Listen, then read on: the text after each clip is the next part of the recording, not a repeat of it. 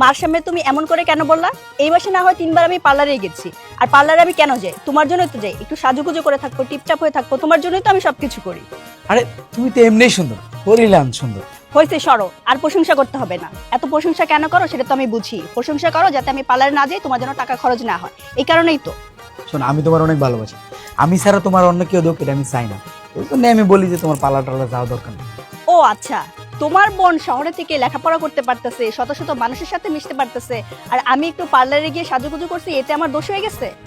একদম কথা বলবা না। এর মাঝখানে তুমি আমার বোনরে টানতেছো কেন?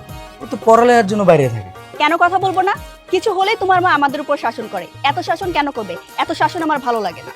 আচ্ছা আচ্ছা, ঠিক আছে, আমি মারা বলে দিব। আমি জানি মার শাসন তোমার পছন্দ না, তারপর কি করার কও। এখন থেকে আমি যা বলবো সেটাই শুনবা। আমার যেখানে যেতে ইচ্ছা করে, আমার যা করতে ইচ্ছা করে আমি তাই করবো, তুমি কিচ্ছু বলবা না।